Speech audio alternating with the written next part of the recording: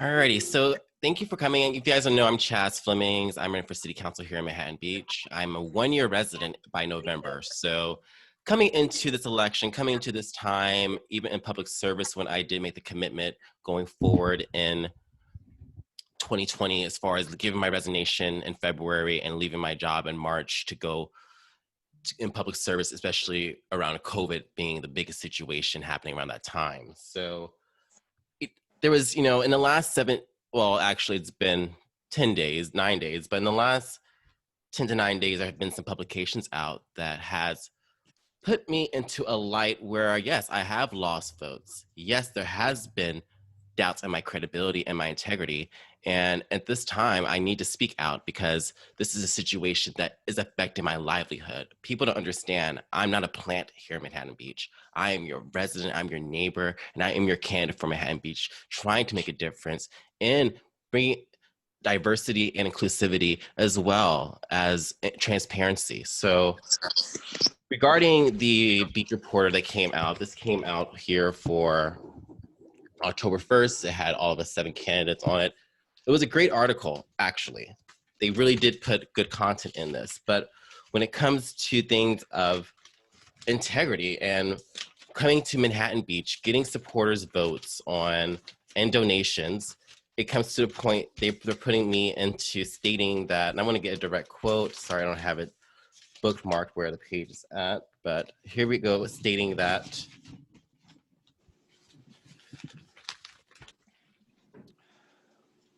Chaz Flemmings, 29, is the first Black person to run for Manhattan Beach City Council since former Mayor Mitch Ward, who served on council from 2003 to 2011. That's true.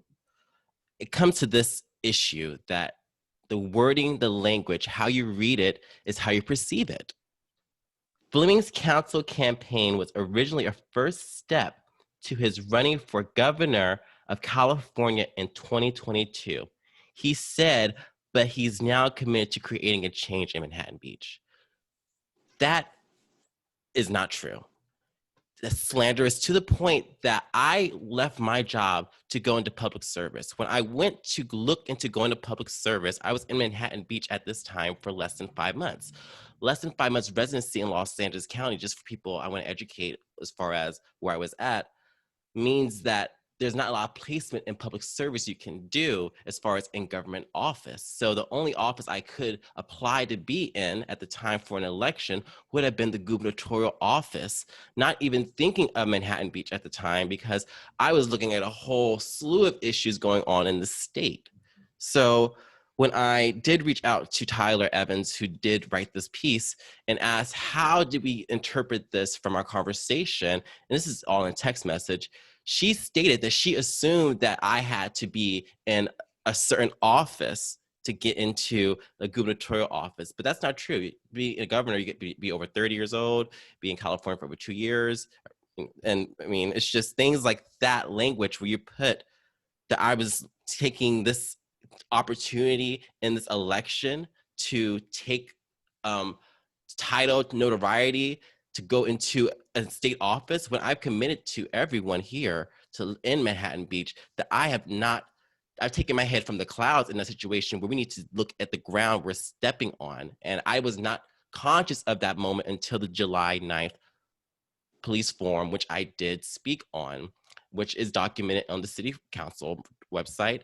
And when I was invited at that time to go to speak to Chief Abel about situations around policing from Mayor Montgomery at the time, he actually even gave me closing statements and remarks in his statements. So when it came to the invitation to do something here in Manhattan Beach, that's when it came to me bringing new ideas as far as what was called for.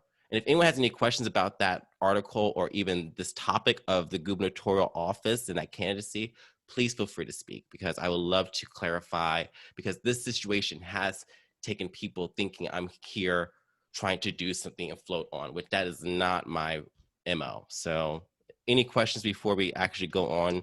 Hey, Chaz, it's Liz Spear. Hi, Liz. Hey, just a quick question. So what I'm understanding you saying is that you first decided to run for governor because at that point you weren't aware of this upcoming election, November 3rd, and city council, that you became aware of city council as an option to run for after you spoke at that policing forum and chatted with Dr. Chief Abel, and then you decided to throw all of your attention and energy into becoming a Manhattan Beach City Council member. Most definitely, and thank you for interpreting for that what it is, because that is true to what my essence and my heart was going into this capacity. Okay, and then secondly, so what that means is if you're elected to Manhattan Beach City Council, do you say you will not run for governor? Yeah, and I most definitely stated that in my meet and greet, and I'm going to state it here today. Okay. I would not be running for governor in any capacity. I'm here for local politics. I hope if Perfect. I don't That's get in the election here, I can have an opportunity to get on a commission. And I am looking to get on the Bruce's Beach Task Force, but maybe I can go to planning commission. Maybe there could be something more we can do here in Manhattan Beach, if not for the next election, because the promise here that the changes that need to happen in Manhattan Beach are achievable. And yeah. It's to the point that it needs to be represented correctly as far as the changes and even the platform around that, because there's been some things misconstrued in this for everyone going forward in the candidates. So right, and really quickly, I just want to commend you on mentioning that if you weren't elected to city council, you'd look at commissions and different things, because having lived in Manhattan Beach as long as I have and covered it as a reporter, and then been in leadership Manhattan Beach and attended the Citizen Police Academy, there are a lot of different avenues, and particularly when I was in LMB, they advocated serving on commissions as a good way to really make a difference in the city as a volunteer. Yes, and that's also the essence of for me going to public service. I wish I would have known of the things going on here in Manhattan Beach. At the time, when I thought of going to public service, I was commuting from work to the Valley. I worked in the Valley, so in Van Nuys and San Fernando Valley. So about an hour or so to get to work, and literally just being here to sleep and eat and commute. But when it came to the situation of COVID and you're here experiencing the situations, I'm here living on Manhattan Beach Boulevard. I hear all the emergency going on. I see the protests happening here as far as on my boulevard, my streets. So things that are relevant to where I need to put my head in, it was time to get in the game. So thank you for your question, Liz, on that. And I want to go forward with also the reception I got from the Beach Reporter. When I did reach out to the Beach Reporter, like I said, Tyler Evans did come in her apology that she would, try to get this fixed, which they did fix it online. But this is the thing, online platforms, our everyday voter here in Manhattan Beach that does a mail-in ballot before this general election time of COVID looks at these papers as information. This is their voter guide. So things like that where people can doubt you, I've seen it happen on my Facebook already. So they did issue that they would retract the story and do an issue in the Daily Breeze. I received the Daily Breeze today. I had not seen anything in there mentioning a reprint or any situation of what happened. So it's daunting for me when it comes to my livelihood in this capacity where I'm running right now. But I want to go forward with the next article, which was the Easy Reader. The Easy Reader did a great cover story. I mean, literally talking about bringing in myself, Jason Boxer, Phoebe Lyons, Jason Boxer running for school board here in Manhattan Beach, Phoebe Lyons running with me as well on the Manhattan Beach City Council. I actually have the article on the share screen. I scanned it, so we're gonna go over the article together, because that's where really a lot of the issues come from.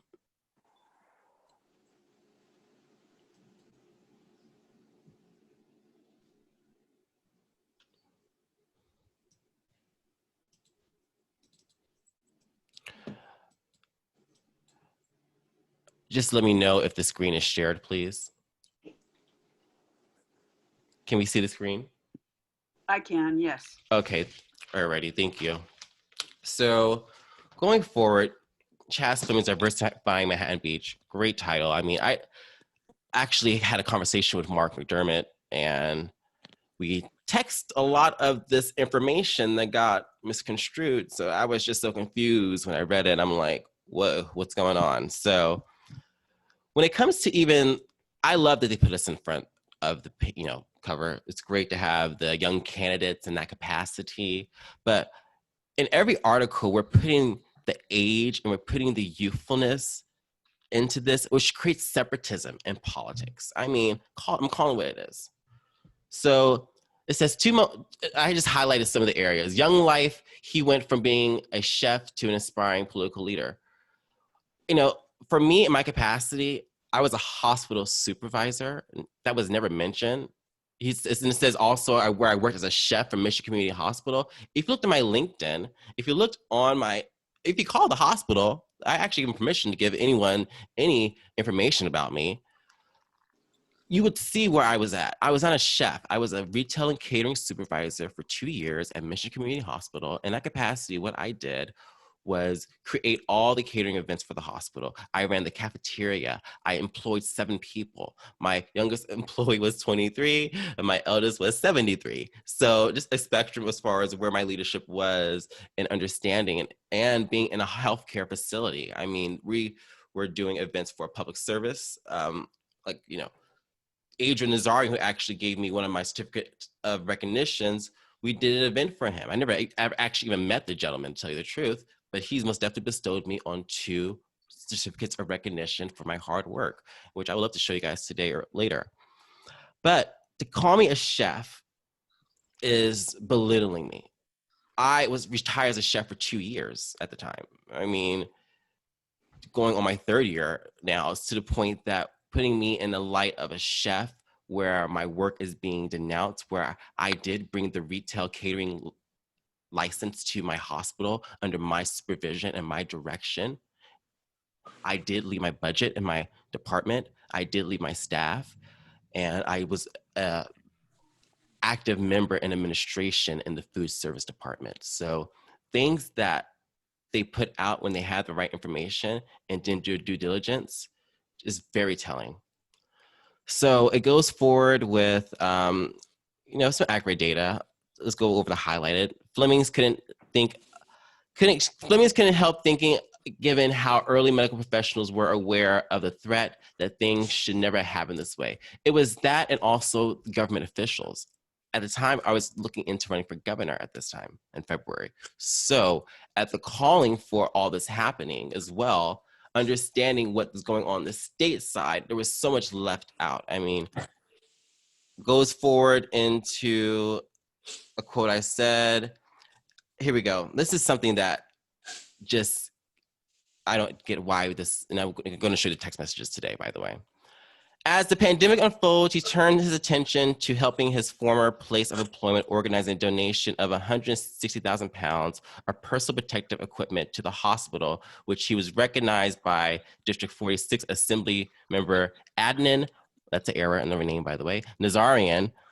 He was also able to have his late friend Arlene, who also had family members die of COVID-19, which is true, memorialized by the assembly person. Let's talk about that. I was able to facilitate a donation of $150,000 in personal care products. Personal care products. My friend Chaz Dean of Win Hair Care Products, I texted him, can you please donate products to the hospital? He asked what is needed, how many people. We were able to donate 600 products, 600 bags of products, $250 worth each, to healthcare workers, from security guards, nurses, housekeepers, whoever worked at the hospital, they got it. And to that capacity, me coming to my hospital, and to the effect, I told them I'm going off to public service and I will be back in a capacity. I came back when they're in the midst of COVID in May to help facilitate a gift giving to boost morale, because morale was low. My friend Arlene, who was a nurse at the hospital, yes, her family were going through COVID. The day I was there, her father died at the hospital during COVID. So morale was even low because she's intubated also in the ICU with her mother. So yes, I was recognized by the assemblymen, which I did get a certificate of recognition from the state and assemblymen regarding, and I'm going to read it to you. I never really show these out because I'm not a person that's saying, oh, I have an endorsement from this person, I'm #1 on the ballot. No, I'm Chaz Flemmings, so this is who I am. So when it's stated on behalf of the state of California and the residents of the 46th district, it is my honor to thank you for your dedication to our community. Your willingness to help others in support of Commission Community Hospital during this crisis is an inspiration to us all. Thank you, and I wish you the best in your next endeavors. If some commendation from some assembly person or something. I'm sorry, Jacqueline? Because you're unmuted. I can hear you. Sorry. Hello? I'm just gonna mute her. Alrighty. So when it comes to being recognized by the assembly person at that time, that was true. When it goes forward to talking about my residency now, I was living in Sherman Oaks. I was raised in Sherman Oaks. I was born in Washington, D.C., moved here in California in 2000, raised in Sherman Oaks up until 2008, and I lived in the valley from North Hollywood and to my own self, Northridge, just before I moved here. So I came here from Northridge, California, because I worked in Van Nuys, right next to each other.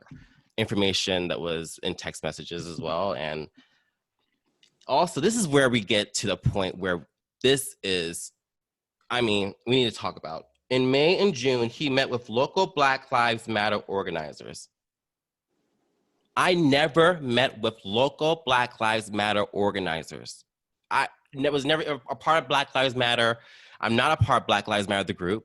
Yes, I do believe in the quote in their statement, Black Lives Matter, because hello, I'm Black. You know, I mean, let's not get that confused. But when it comes to also the situation that they are stating that I was a part of Black Lives Matter in May and June, when the situation of George Floyd and the June 2nd Black Lives Matter march came here, well, they're stating that scheduled to work.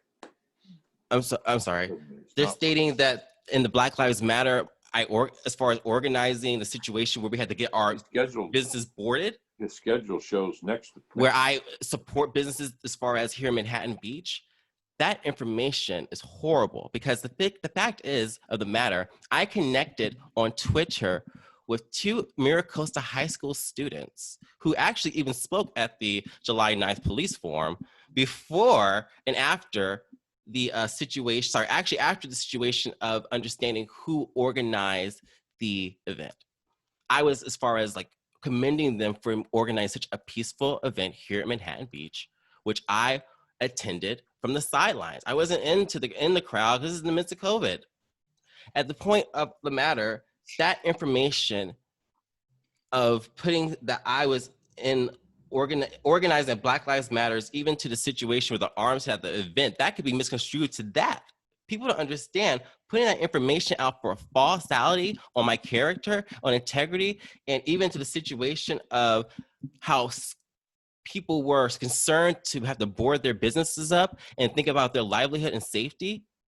That is hurtful to my campaign, my integrity, my character, and to me as a person, because I do not organize in a way that is clandestine. If you're gonna know what I'm doing, it's gonna be public record.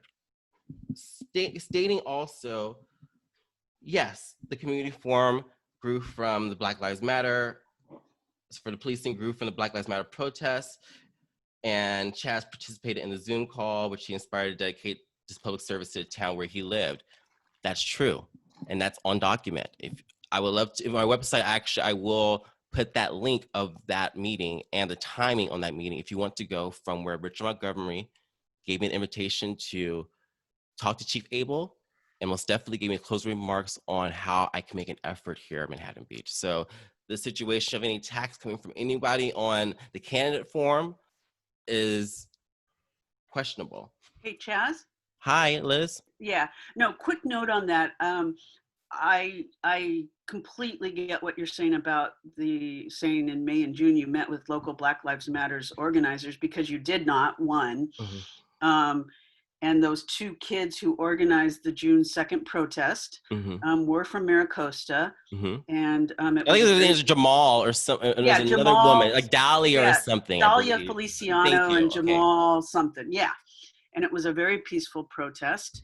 went very well, and they had nothing to do with Black Lives Matters officially. They were just stating their own personal situations and trying to bring together the Manhattan Beach community in light of the George Floyd incident and bringing awareness out. And they had a ton of people there, and it's amazing and wonderful that it was peaceful. Yes, and that's one thing I was so even surprised. I was, as a situation, you understand what's going on as far as for me as well, trying to be in the state politics, understand what's going on in the policing, understanding the situation of Black Lives Matter happening across the state and seeing what's happening even at the time from the George Floyd situation. Yes, I was cognizant, but to see these kids come together and liberate a community as far as, can we make a change? It just even to what was going on from the boarding of the businesses that was happening. Right. And no right. effect Well, from that. I'll share with you. I mean, I hadn't come back to Patch yet. I started officially at Patch on June 4th, but we were back in talks about bringing me back. And so I'd been kind of following things, and I was like, I'm going to go down there, but socially distance, wear my mask, kind of do what reporters do, which is sometimes watch from afar. So I saw police and fire officers I knew from being at Patch before, said hello, but I was really quite astounded to see a group of Manhattan Beach residents that I ran into who were carrying golf clubs. They were men, and they were prepared to defend any of the buildings and any rioting that started to happen. Now, there are two ways of looking at that. Yes. You could say, well, they have every right to defend it. And if this group was going to get unruly and riot like other groups in other areas. But I was personally, as a resident, kind of alarmed that these males were arming themselves and they were talking to each other on cell phones and going out and checking out, like at Vaughn's. They heard a crowd was gathering there, so they ran up there and sent someone. Yes. So anyway, I'm kind of diluting this or getting off No, subject. and that's the thing, all the situations of me also being in the same situation as a resident here in Manhattan Beach. I'm with you guys here in May and June as residents going on as far as, hey, if I even stated on Manhattan Beach Forum, I like to state that as far as defending, I was like, hey, if people are going to come after our business, I'm going to stand in front and most definitely say no. Yeah, I was ready to defend our businesses. I was ready to defend our integrity because I knew as far as even at the point of Manhattan Beach, including me, before all this craziness situation happening, wasn't a problem. Right. So it stigmatizes you was kind of going to be my point, to have you affiliated with Black Lives Matters, particularly in this city, because that word raises a lot of hackles. It does. And I've seen comments on and on and on my site, on Facebook, all over social media. So yeah, it's scary. I hear what you're saying. It's scary. It's scary to that effect as well because, and by the way, everyone, you can't interject. I did mute some people, by the way, because you have some background noises, but you can't interject as far as having questions regarding anything you see and state a concern in this form. But Liz, you bring up a great point, and this is where I have to defend myself because there is a conservative vote out there that maybe possibly do want to change, but if you're going to be as far as putting out false progressive policies that I am, because I'm a nonpartisan party. I know everyone's not putting their political party out there, but I'm a nonpartisan party. So in that capacity, going forward, I'm going to move forward and sharing the screen and kind of go over again. When it comes to a situation, he describes what he brings to the table, and this is right here where I'm at, as PLC. The term was POC. Because POC, yes, it does mean people of color, people of community, people of culture, people out of city. I mean, this is what I was trying to bring into a conversation of looking at a bigger scale of who we are as a community in unity. So situations that I just was like, okay, wait a minute. But Flemmings, it tends to bring attention to issues that are really part of public discourse locally, such as bringing help to what he describes as micro businesses. By the way, just before we get into that point, I just want to say, what does that mean? Flemmings intends to bring attention to issues that are rarely part of public discourse locally.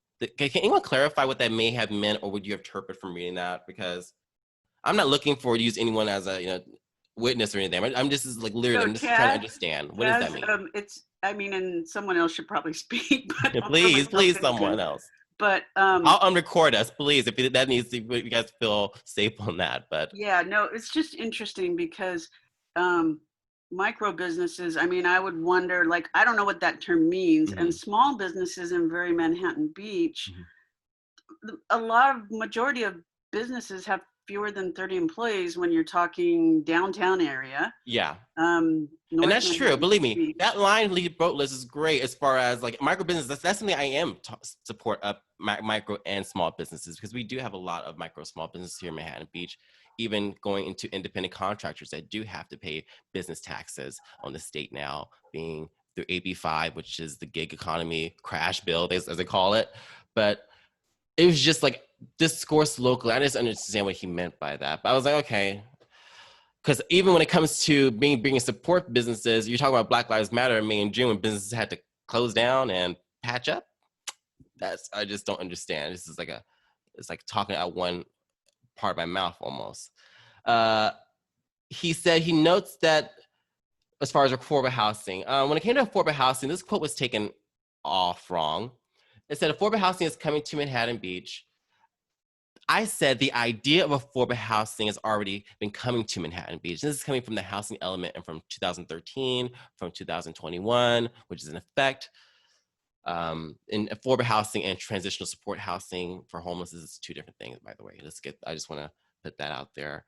And also talking about efforts to expand on lower income families and veterans, lower income and moderate income families and veterans, as far as in that capacity and seniors. This what that language was in that text. It's not just for low income families. And the fact that they're putting affordable housing just for low income families it's saddening because we already know people don't want we hear it. I hear it all the time from people. We don't want those people here in Manhattan Beach. Okay, well, let's talk about moderate income because even when that aspect is being overlooked and they're trying to just look at what is harmful for anyone's platform. And I've basically stated many times, even given examples of Beverly Hills having moderate income housing, it's attainable here in Manhattan Beach, same median income. I'm not coming in talking about anything that hasn't been established in Manhattan Beach. What hasn't been established is inclusion and diversity, which I'm going to bring to the table. That sounds so cocky, audacious, and ostentatious. Okay, I mean, the way that quote was chopped down, I can't. I can't. A lot of task forces, we have task forces for many issues, but nothing gets done. We cannot let a situation like this go to the wayside. When I was talking about task forces, I was stating that we do have a lot of task forces that come, and it's where do they go? Because same situation, task forces are built to have completion to go in their goals. And there has, let's talk about the homeless task force that was built, which is a situation right now here in Manhattan Beach. But there was a homeless task force built, disbanded in, I believe, 2018. But in that time, they did achieve getting Measure H funds from the county. That was their goal.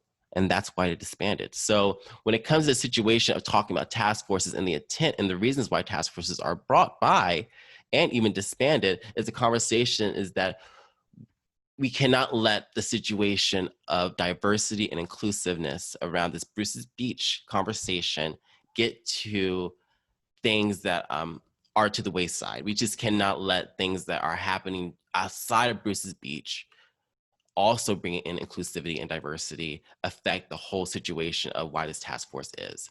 Because it is a stepping stone, which we did do in Manhattan Beach as far as changing our culture here. So I commend Manhattan Beach for going forward and producing a task force before the state of California produced their task force for what they have called reparations for slavery. So I commend, I'm sorry, hi Liz. Yeah, it's interesting to note. I've been told from somebody who's extremely familiar with Manhattan Beach and Manhattan Beach politics and business world, that they view task force formation as kicking the can down the road. So I'd never heard that before, but that was an interesting insight.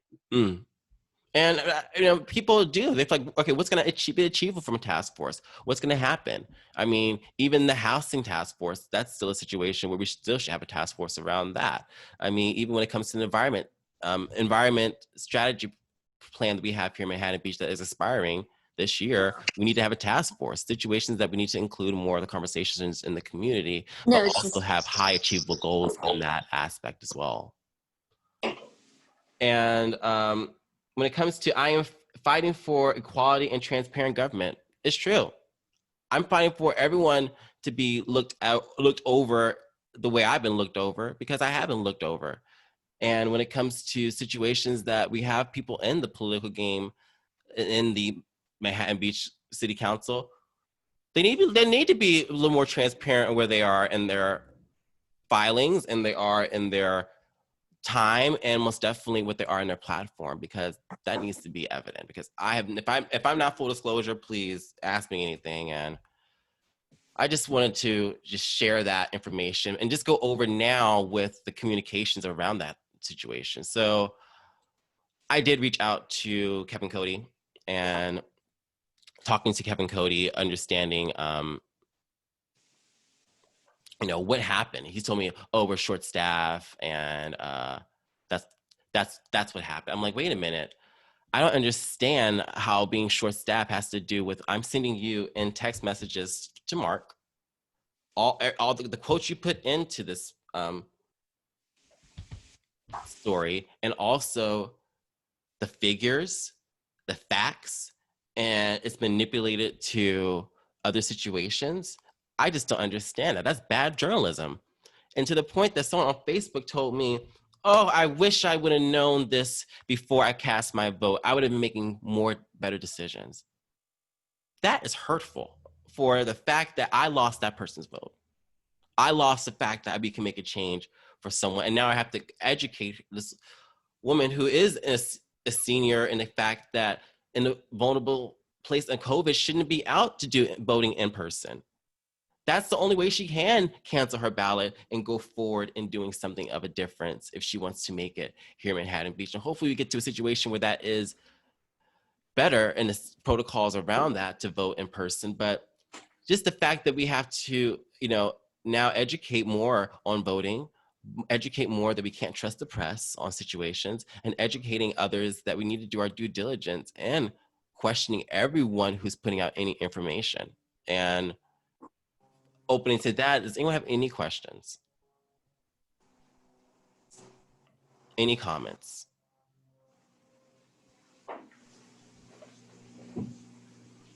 Well, I'm going to stop recording and